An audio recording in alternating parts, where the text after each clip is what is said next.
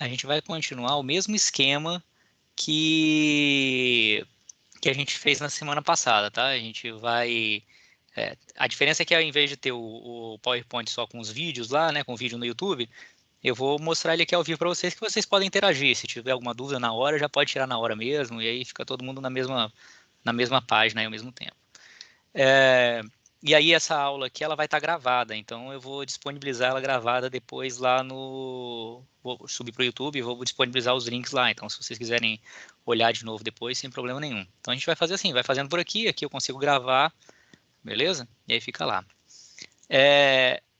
A gente vai começar, eu vou dar uma repassada só no questionário, eu vou compartilhar a tela com vocês, eu estou aparecendo aqui, mas vocês não vão ficar me vendo essa cara bonita a noite inteira não. Eu vou compartilhar a tela para vocês verem as coisas, aí compartilhando a tela eu tiro minha cara aqui para poder não gastar muita internet de vocês aí com a minha beleza o tempo todo. E aí vamos passar então pelos questionários, depois a gente, se tiver alguma dúvida a gente para, senão a gente continua o assunto aí. Beleza? Já me falaram aí que parece que quando vocês estão respondendo no final do questionário, não está dando a resposta, mas aí eu vou acertar para os próximos aparecerem isso, tá? Depois que você confirmar lá e fizer o questionário, ele dizer o que você acertou, o que você errou e o que era o correto, né? Que eu acho que é mais interessante. Bom, vamos lá então. Vamos dar uma olhadinha aqui. Eu vou compartilhar minha tela. Deixa eu tirar primeiro minha cara aqui, para vocês não gastarem a internet à toa. Vou compartilhar minha tela. Aqui. Estão vendo minha tela aí?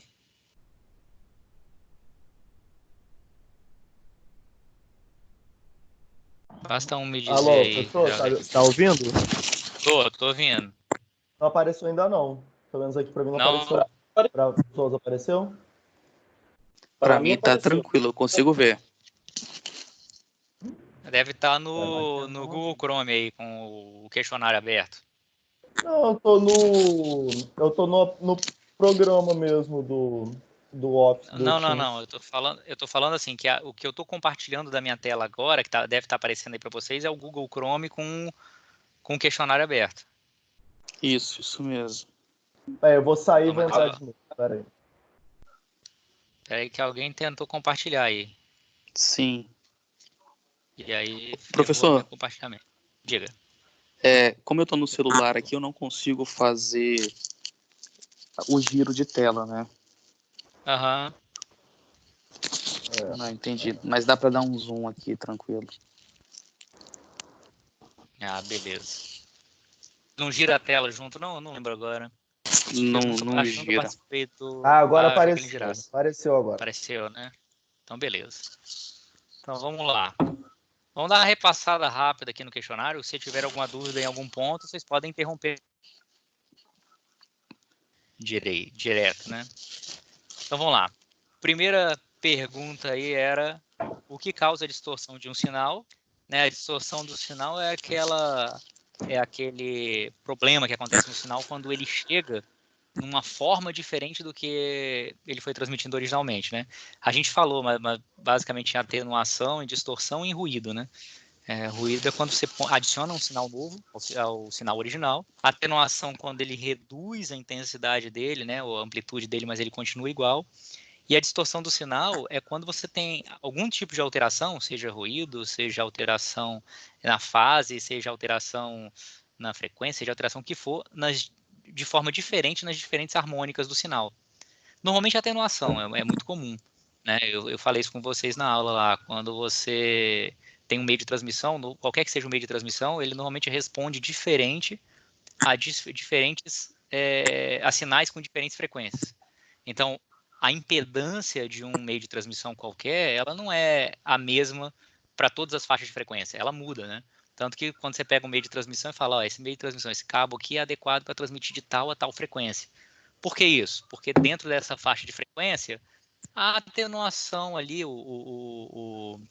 a impedância dele, que é o que causa a atenuação, é mais ou menos constante, é dentro de um valor aceitável.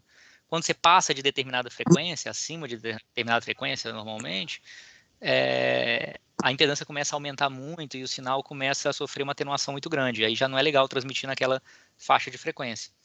Então, quando você tem um sinal com várias harmônicas, que são, né, vários componentes de frequência diferentes, e essas componentes de frequência sofrem algum tipo de alteração que não é igual para todas as frequências, tipo assim, não são todas que são atenuadas na mesma intensidade, algumas mais, algumas menos, algumas sofrem algum atraso de fase, alguma coisa, no final o sinal resultante fica diferente. Então, o sinal que chega do destinatário do sinal, ele fica diferente do original. Então, isso que é a distorção do sinal. Você tem um sinal que tem uma certa forma lá, quando ele chega no destino, ele está diferente.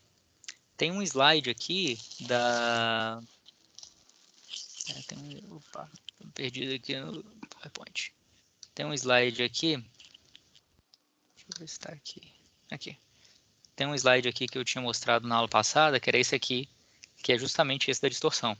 Que ele mostra um sinal que é como se fosse uma aproximação da onda quadrada, né, com as 3 primeiras harmônicas aqui de Fourier.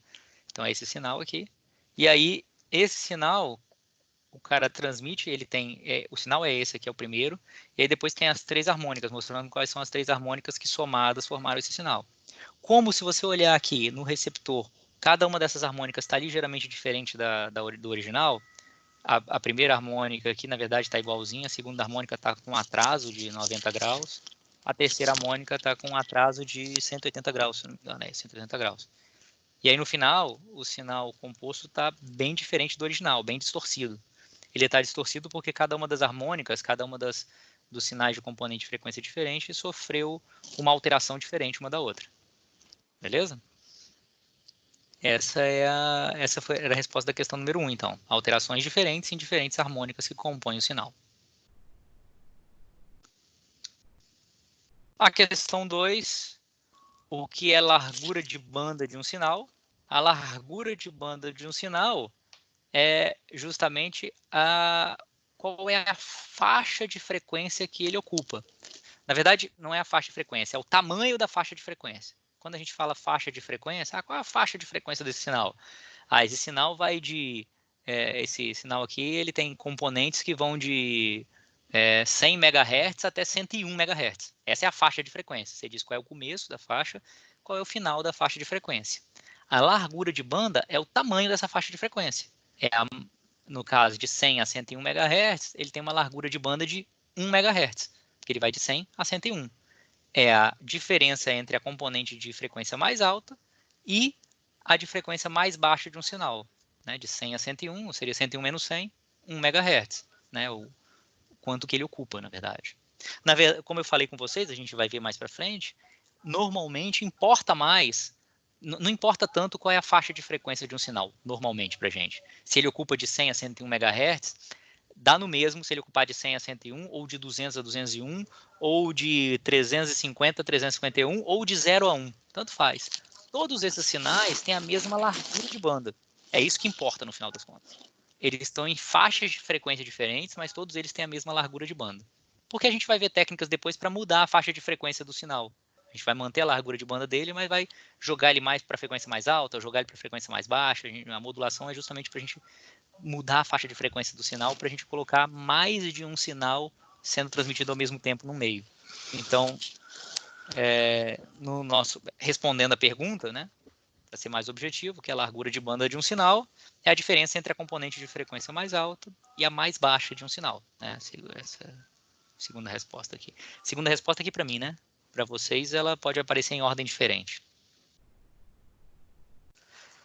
Qual das siglas abaixo não nomeia uma faixa de frequência do nosso espectro? Essa aqui tinha só... Para quem não decorou, só abriu um PowerPointzinho lá que tem um slide que tem mostrando todas elas, né?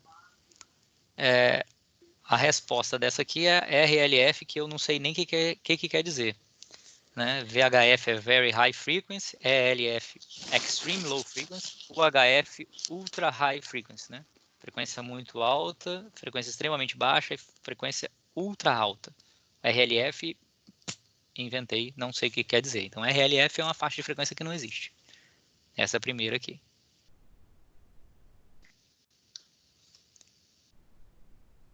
A quarta pergunta tinha que fazer uma conta, né? Suponha que um determinado meio de transmissão seja submetido a uma relação sinal-ruído de 511 e que a largura de banda possível de se transmitir nesse meio seja de 100 MHz. Qual a capacidade de transmissão desse meio? Então, vamos tentar fazer essa questão aqui para a gente ver a resposta dela. Então, eu tenho um meio de transmissão que está submetido a uma relação sinal-ruído de 511. O que quer dizer que ele está submetido a uma relação sinal do ruído de 511? Quer dizer que o sinal que eu estou transmitindo tem uma amplitude 511 vezes maior do que o ruído que normalmente está presente ali naquele sinal. Desculpa, naquela região, né, por onde o cabo está passando. Ou seja, o sinal é 500 vezes mais intenso, tem uma potência 500 vezes maior do que o ruído. Tá certo? É isso que é a relação sinal-ruído ser 511. Então, quanto maior isso, melhor, né? E a largura de banda possível de se transmitir no meio seja de 100 MHz. Por que isso? Por aquele motivo que eu falei. Eu tenho um meio lá que eu posso transmitir 100 MHz, porque acima de 100 MHz o sinal começa a atenuar muito e aí a transmissão não fica boa. Então, vamos fazer essa conta aqui. Aqui eu peguei um PowerPoint vazio aqui. Opa. Para a gente poder tentar calcular aqui, peraí. Isso aqui, né? Aqui não.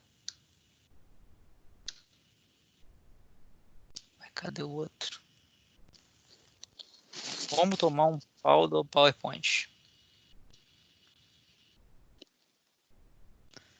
Vamos ver aqui. Vou fazer um novo, então.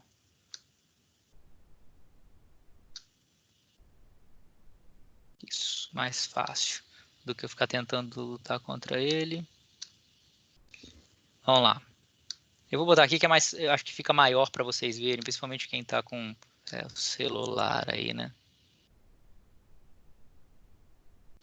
Vou botar uma letra de tamanho bom aqui. Já está 18, acho que talvez 24 seja melhor. Então, o que eu tinha ali? Ele estava me dizendo que a largura de banda é de 100 MHz, não é isso? Vou botar os dados que eu tenho ali. E que a relação sinal-ruído é de 511. Beleza? Quem está com o celular aí está conseguindo ver, enxergar aí? Mais ou menos. Não, tá dando para ver, tranquilo. Tranquilo? Beleza. Então, a gente tinha duas equações lá de capacidade de canal, né? Uma que era proposta por Nike, que eu falei com vocês que era menos realista, né? Ela era mais utópica, assim, porque não leva em consideração a relação sinal-ruído.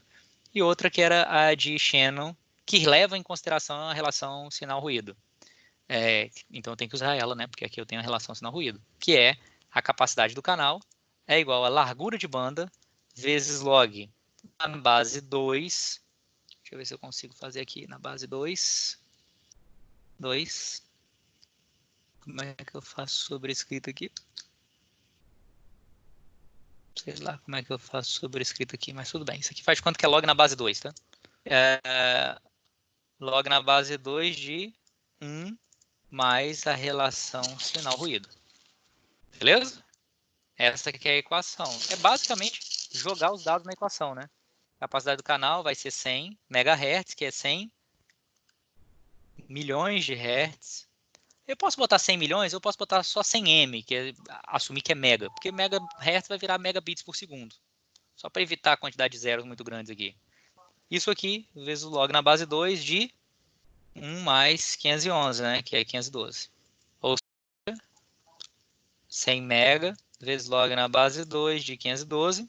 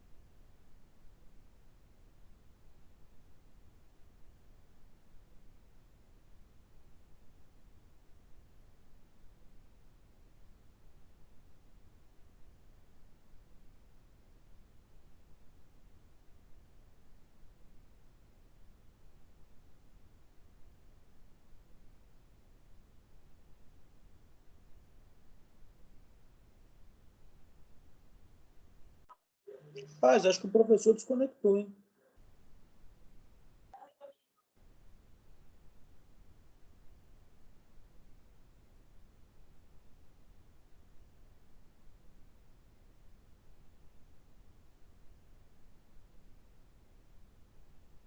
Parece que ele caiu mesmo.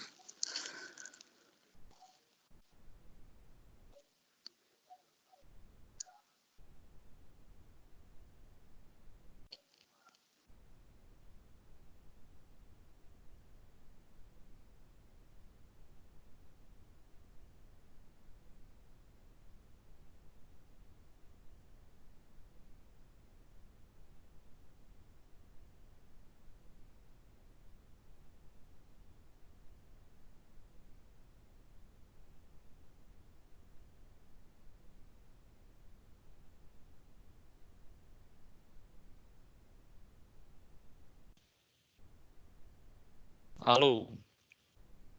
Alô? Alô? Alô, meus caras, Ouvido sim. acho que tá a internet da minha casa aqui, mas a vantagem é que eu consegui me conectar no... Tem um Wi-Fi gratuito aqui, gratuito não, né? Gratuito e público da NET aqui, que é o NET, claro, Wi-Fi, que na minha rua aqui pega na minha casa, aí eu me conectei nele. Aí dá pra gente continuar aqui. Bom, eu tava falando sobre capacidade de canal, né?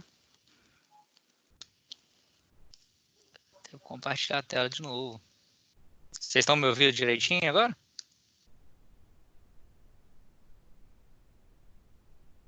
Sim? Não? Sim, sim. Tá, beleza. Tranquilo, Rafael, tudo certo. Pode ir lá. Beleza.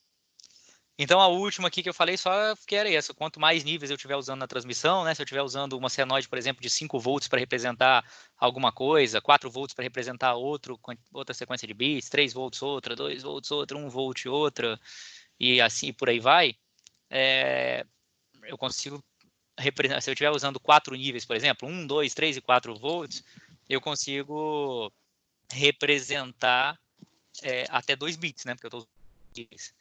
Se eu usar 8 níveis, por exemplo, 0, meio volt, 1 volt, 1 volt e meio, 2, 2,5, 3, 3,5, 4, né? Tenho aí 8 níveis, eu consigo representar 3 bits de cada vez. Aí posso ter 16 níveis, 32 níveis. Quanto mais níveis eu coloco, mais próximo um nível fica do outro. A diferença entre o nível e o seu sucessor, né? Então, qualquer pequeno ruído começa a já interferir no sinal. A gente estava falando aqui em relação ao sinal ruído de 511, por exemplo, eu estou falando que o meu sinal que eu estou transmitindo é 511 vezes maior do que o ruído. Se eu estiver usando 512 níveis, por exemplo, o ruído já está mais ou menos da mesma ordem de grandeza que a diferença entre dois níveis, porque eu tenho 512 níveis, certo? Então, já não dá para usar 512 níveis diferentes, onde a relação sinal-ruído é de 511, por exemplo. Porque a diferença entre um nível e outro é da mesma ordem de grandeza do ruído. E aí vai me ferrar totalmente. Então, quanto mais níveis eu utilizar, mais suscetível a ruídos eu tô. Né? Então, os ruídos um pouco mais altos já vão me atrapalhar. Se eu botar muito... Porque senão, se não tivesse isso também, minha capacidade de canal seria ilimitada. Né? Seria só falar, vou usar aqui 16 milhões de níveis, pronto, tá resolvido, vou transmitir bit pra caramba de cada vez. Não dá para fazer isso, porque senão, se o cara der um espirro do lado do computador, a conexão para de funcionar. Nem precisa disso, né? Com 16 milhões de níveis, você não consegue transmitir nem a 5 centímetros. Porque qualquer ruído vai estragar a sua conexão totalmente. Beleza? Dúvidas? Tá claro? Podemos partir para frente aí, então? Por enquanto, tranquilo. Então, tranquilo. Isso era mais uma revisãozinha do que a gente tinha já falado aqui, né? Então, vamos lá. Vamos fechar isso aqui. Salva isso não. E vamos para continuar aqui a nossa... Opa. Continuar o que a gente estava falando, né? A gente falou sobre capacidade de canal.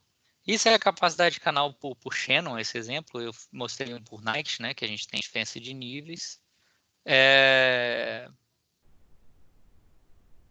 Então, vamos falar um pouquinho sobre os meios de transmissão. A gente falou um pouco sobre a capacidade de canal.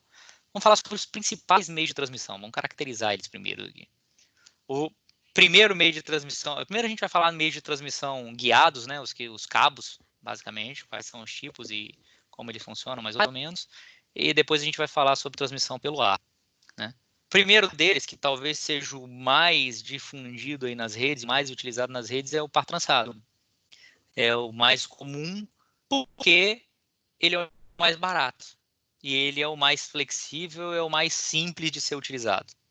Por isso que ele é utilizado, não é por nenhum outro motivo. Ele atende aos requisitos e é barato, certo? Se fosse caro e é prático. Por que ele é barato? Porque ele usa materiais simples. Ele usa o cobre, plástico, não tem muita dificuldade na fabricação dele, usa pouco cobre, os fios são bem fininhos.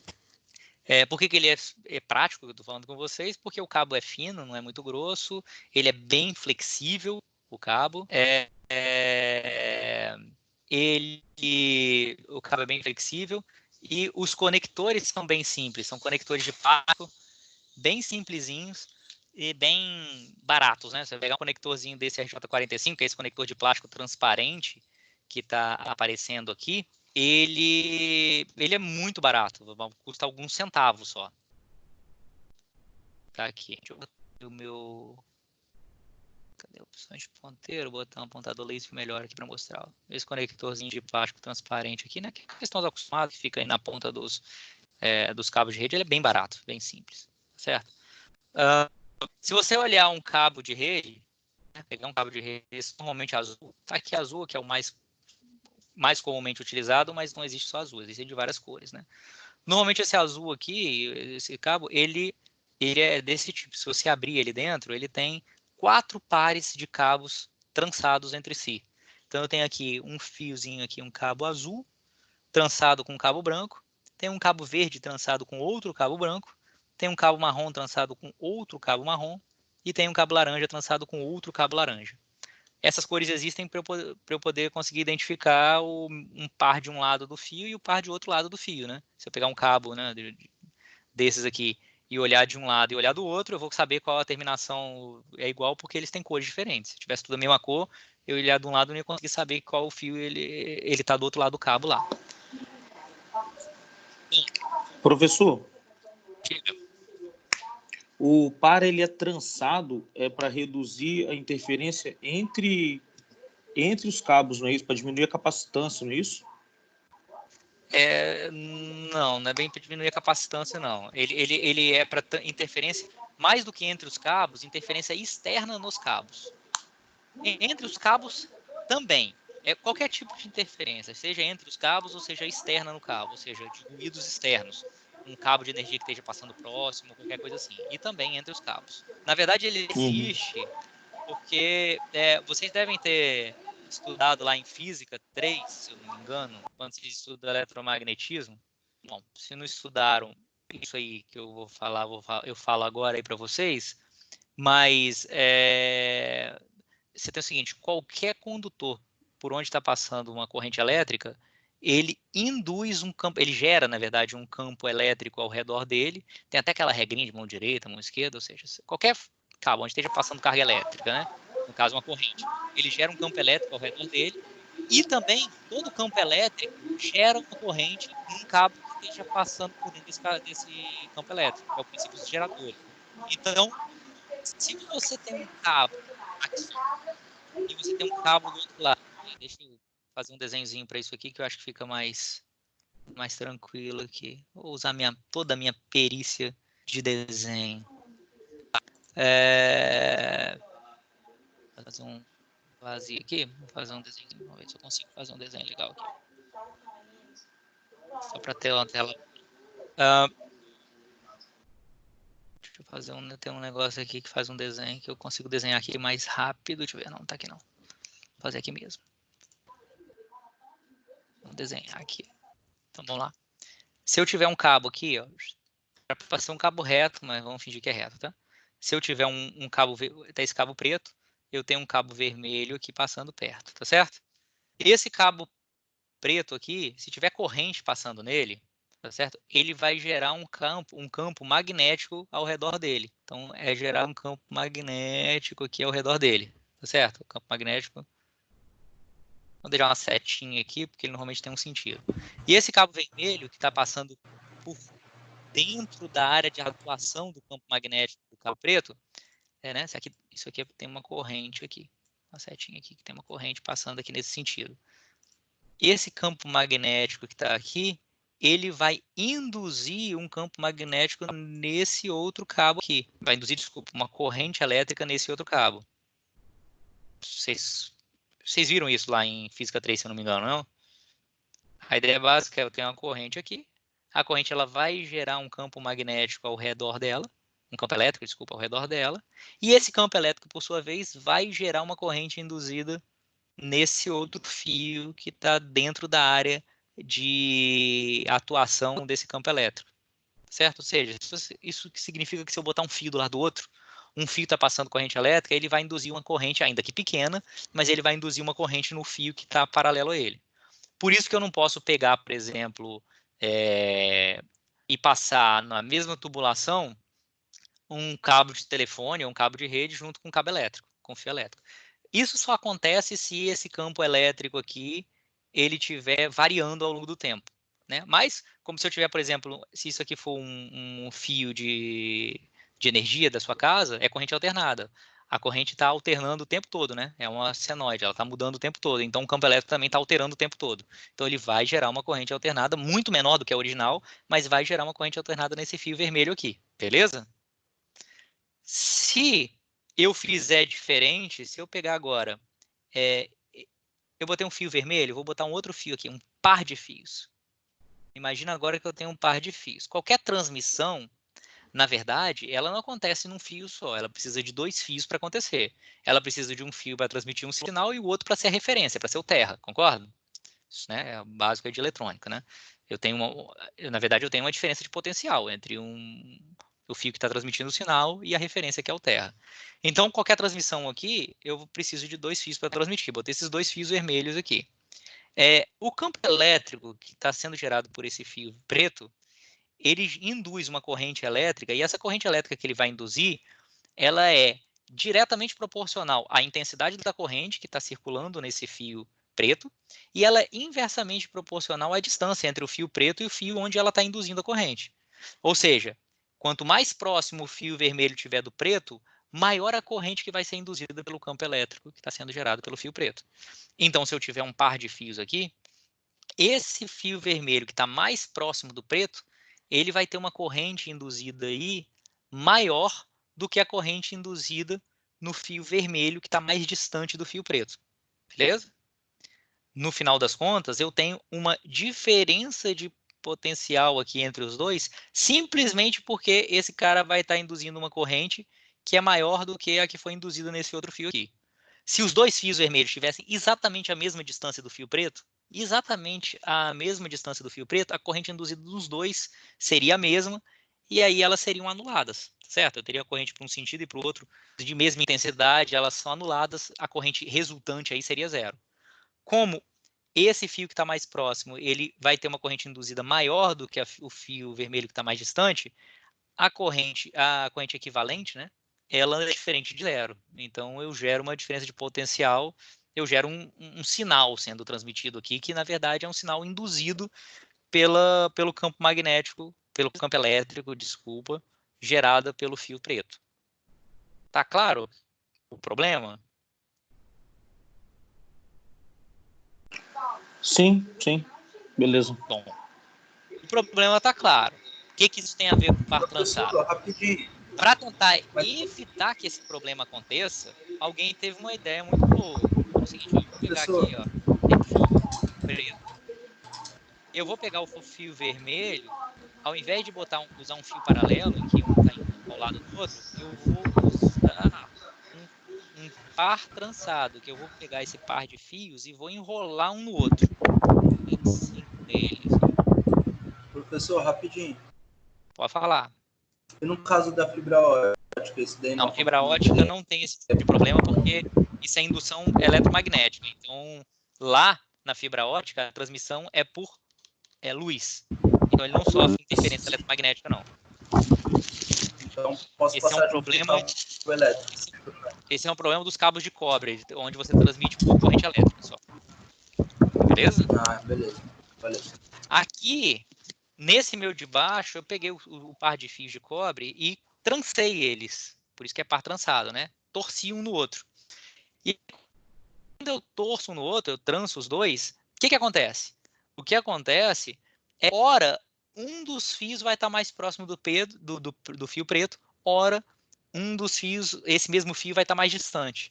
Então, uma hora um fio está mais perto, outra hora é outro. Uma hora outro. Então, o mesmo campo elétrico que esse cara aqui está gerando, ora, ele vai ter uma intensidade maior num dos fios, ora, ele vai ter uma intensidade maior no fio. Esse fio está mais próximo aqui, na próxima voltinha aqui ele está mais distante. Então, na média, a indução vai ser compensada, ou seja, você vai ter a mesma corrente induzida num fio e no outro. Então, na média, você vai ter uma corrente induzida zero. Né? A resultante vai ser zero. Porque os dois fios vão estar sofrendo a mesma influência, mais ou menos, pelo menos a mesma influência. Estou falando mais ou menos porque na vida real nem tudo é perfeito 100%, mas eles vão estar sofrendo mais ou menos a mesma influência do campo elétrico do fio preto aqui. Então, quando eu tranço os fios, eu reduzo em muito, assim, utopicamente eu reduziria para zero, mas na prática não existe isso, eu não vou reduzir para zero, mas eu consigo reduzir em muito a intensidade dessa influência que o campo elétrico causa na transmissão aqui que está próxima dela. Então, esse daqui eu tenho problemas sérios, nesse de cima, desenhos de cima, eu tenho problemas sérios de indução eletromagnética, né, que eu induzo uma corrente aqui, e isso vai causar ruídos na minha transmissão, porque na transmissão eu estou transmitindo um sinal aqui. E aí, de repente, se adiciona a esse sinal um outro sinal que é a resultante das induções eletromagnéticas aqui nos dois fios. Aqui, a resultante das induções eletromagnéticas nos dois fios tende a zero, ou pelo menos é bem próxima de zero, porque eles estão sendo trançados. Uma hora um está mais perto, outra hora o outro está mais perto. E aí, o meu sinal é somado a ele, ao meu sinal original, é somado um ruído muito menor do que no caso de cima. Então, a ideia de trançar é evitar que uma indução eletromagnética seja relevante, né, no meu cabo.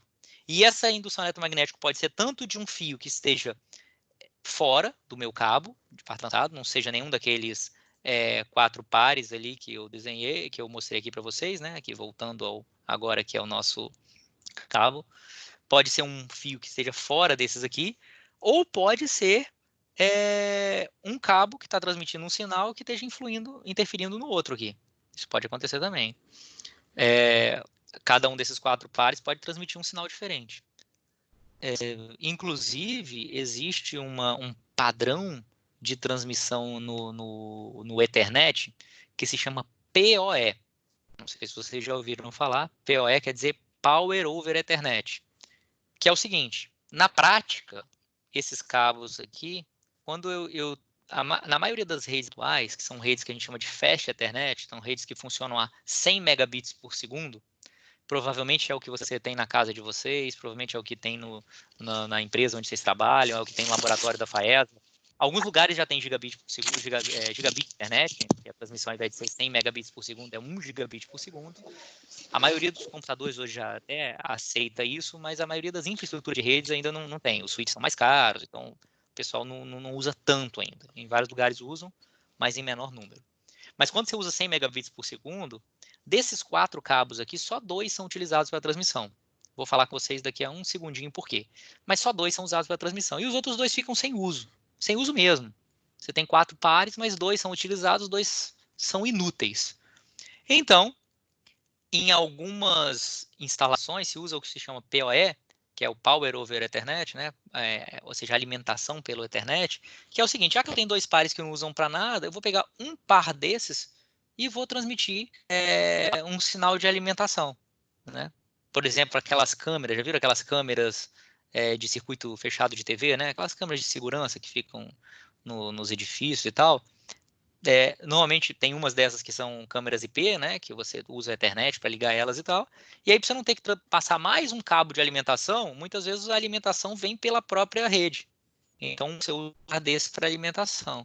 Como normalmente essa alimentação não é corrente alternada, é corrente contínua, ela vai gerar um campo elétrico também, mas é um campo elétrico constante que normalmente não gera ruído nos outros cabos. Mas pode gerar, porque ela é constante, mas que nem com vocês, na vida real, pode ter pequenas oscilações da alimentação. E essas pequenas oscilações vão alterar o campo elétrico de fundo que podem causar também nos outros cabos. Então, o que eu quero dizer é que o fato de estar trançado é para evitar transferências entre os pares e também de uma transmissão externa para um desses cabos aqui. Não só a transmissão externa, campos elétricos externos, certo? Se eu pegar um cabo desse UTP aqui, que chama cabo UTP, né, de Unshielded Twisted Pair, par trançado, Unshielded, shield quer dizer proteção, né, quer dizer escudo, não blindado, que a gente chama em português, né? Par trançado blindado. Se usa muito o termo UTP, cabo UTP, tradicional. Se eu pegar isso aqui, por exemplo, fizer uma transmissão dessa e ligar uns cabos desse aqui numa subestação elétrica da Celsa, por exemplo, nada vai funcionar. Porque eu não tenho nenhuma outra transmissão externa, mas eu tenho os campos elétricos sendo gerados pelos transformadores lá, e aí vou ter problemas de transmissão. Beleza? Tá claro até aí? Beleza, professor, 100%. Pode seguir. Sim, professor. Tentar evitar essas interferências, ou minimizar, diminuir pelo menos essas interferências, existe um outro que é chamado de STP, Shielded Twisted Pair, que é o blindado, também conhecido na prática aí como cabo blindado, em que você tem uma blindagenzinha metálica, não sei se vocês estão vendo aí, como se fosse um papelzinho alumínio cobrindo esses pares, e esse papelzinho alumínio cobrindo, ele cria uma gaiola de Faraday, que vocês devem ter estudado também, né? A gaiola de Faraday é aquela que não deixa o campo elétrico passar de fora para dentro e de dentro para fora. Né? O Faraday foi aquele físico, até que fez aquele experimento que ele se colocou dentro de uma gaiola, energizou a gaiola, e aí ele ficou lá dentro que não tinha problema e tal. Então, a ideia é criar uma gaiola de Faraday para blindar esses pares, não deixar que campos elétricos externos gerem correntes induzidas dentro dos pares, né? Porque eles não vão entrar nos pares. Também isso blinda o cabo, não blinda 100%. Ele blindaria 100% utopicamente. Na prática não blinda 100%, porque até o material que usa aqui não é necessariamente o melhor de todos, é um material flexível, tipo uma folhinha de papel alumínio mesmo. Mas ele já melhora muito. Em lugares onde tem ruídos, isso aqui já melhora 200% em relação ao cabo UTP. Por que ele é menos usado? Porque não é em todo lugar que você precisa, e pelo fato de você ter essa blindagem, ele fica bem mais caro. Como ele é bem mais caro, só se utiliza onde ele é realmente necessário. Beleza? E aí tem esses conectores do RJ45, que são bem simples, que são esses conectores chamados RJ45, que são esses conectores plásticos aqui, que basicamente você coloca os fios numa certa ordem padronizada. Existe um padrão aqui internacional, que é conhecido como TIA 568A e TIA 568B, que tem um padrão da ordem dos fios que você coloca aqui, e você faz um processo chamado de crimpagem. É basicamente uma mordida. Esse conector ele morde o cabo e para poder gerar a conexão aqui. Ele é um conector metálicozinho lá que você consegue morder o cabo. Você pressiona o cabo lá e aí cada um dos contatinhos aqui fica ligado a um desses fios. Para que existe essa padronização de ordem de cores? Na verdade, é o seguinte. Na verdade, eu tenho um cabo desse aqui. Eu falei com vocês. Vamos pegar o exemplo mais usual, que são as redes de 100 megabits por segundo, né? Que é o Fast Ethernet, é o Ethernet básico que a gente tem provavelmente na casa de vocês e se é que vocês usam com fio na casa de vocês, né? A maioria deve usar sem fio e que tem nas empresas, no laboratório, tal, nos lugares. Basicamente você usa dois cabos. Por que eu falei que a gente usa dois cabos desse aqui? A gente usa dois cabos porque um deles é usado para transmitir e o outro para receber. Então, imagina o exemplo mais simples possível. Eu vou pegar um computador e vou ligar direto a outro computador. Quando eu faço isso, um computador está ligado no outro. Um computador usa um par desses para transmitir, o outro computador tem que saber que esse par é o par que ele usa para receber, porque tudo que o computador A vai transmitir, o B vai receber. E o par por onde o B transmite, o A tem que saber que ele vai usar para receber, tá certo? O par de transmissão, ele é tradicionalmente conhecido como TX, né? Em telecomunicações se usa muito essa terminologia. Transmissão é TX, recepção RX. Então, sempre que se fala TX é transmissão, RX é recepção. Então, você tem um par de TX e um par de RX. Um par para transmitir, um par para receber, certo? Então, se eu pegar e ligar um computador direto no outro, eu tenho que ligar o par de transmissão na recepção do outro computador e o par de transmissão do outro computador na recepção do meu computador. E aí tudo que eu transmito o outro recebe, tudo que o outro transmite eu recebo, tá certo? Então os pares têm que estar invertidos de um lado e do outro, tá certo? A transmissão de um lado com a recepção do outro, a transmissão do outro lado com a minha recepção. Então os cabos têm que estar trocados, vamos dizer assim, para que a minha transmissão vá para a recepção do outro, a transmissão do outro vai para a minha recepção.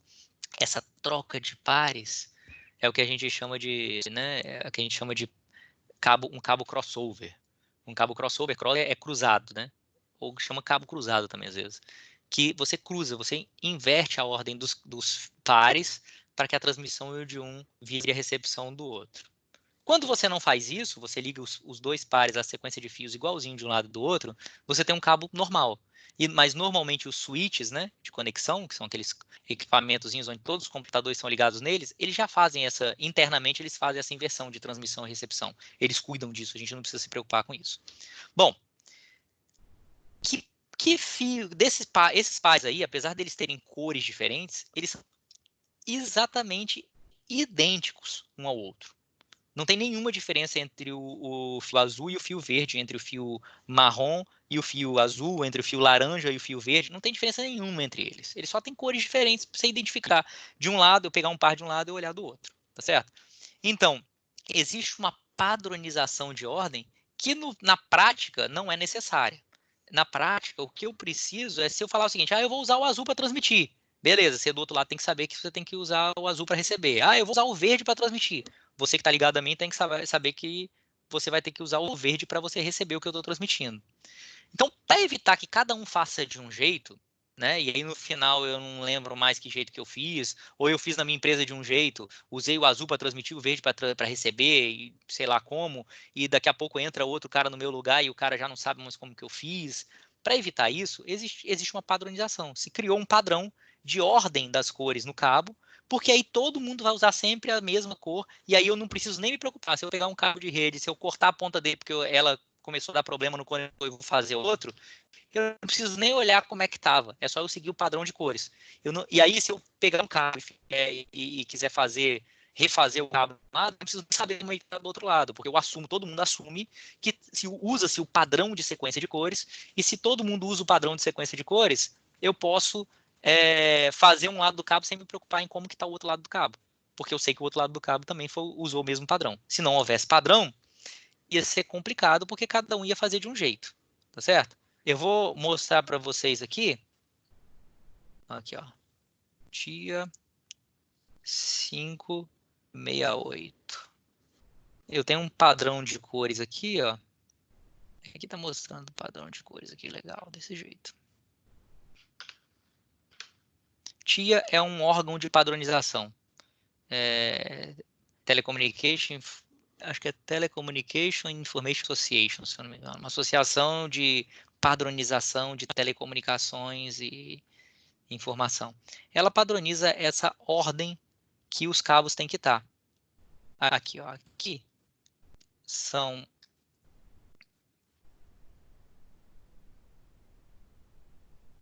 reiniciar o computador agora não, rapaz.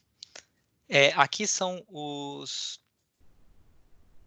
conectores que eu tenho aqui e com a ordem dos fios, tá vendo aqui, ó? É o padrão TIA 568A e TIA 568B. Branco do verde com verde. O que é branco do verde? Branco do verde é o fiozinho branco que está enrolado com o fiozinho verde. Então é o branco do verde, verde, branco do laranja, azul, branco do azul, laranja, branco do marrom e marrom. Essa é a ordem padrão. Por que é assim? Por que não é outra? Sei lá, porque alguém inventou que ia ser assim e todo mundo está usando assim. Esse aqui é um outro padrão, outra sequência de cores. Se eu usar os dois lados desse jeito aqui, eu tenho um cabo normal. Se eu usar um lado desse jeito e um lado desse outro jeito, um lado com A, um lado com B, eu vou ter um cabo crossover, que é aquele cabo que pode ser usado para ligar um computador para o outro. A maioria dos computadores atuais nem precisa mais desse cabo crossover. As placas de são inteligentes o suficiente para que, se tiver um cabo normal, a maioria dos computadores hoje já identifica que o cabo é normal e ela já faz essa inversão da transmissão e da recepção dentro da placa de rede, logicamente, nos circuitos internos, sem você precisar fazer um cabo desse chamado cabo crossover. Então, cabo crossover é uma coisa que tem caído um pouco em desuso, mas ainda existe, ainda tem gente que usa.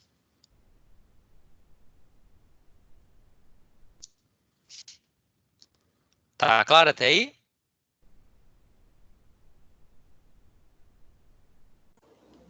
Pode sim. Sim, professor. Beleza. Vou fazer o seguinte, eu tô vendo aqui que eu deixei gravando até agora, eu vou dar uma pausa aqui nessa gravação, parar a gravação e vou começar de novo, senão às vezes se dá um problema aqui qualquer, eu vou perder todo esse tempo de aula aqui. Então, uma boa prática aqui, eu parar a gravação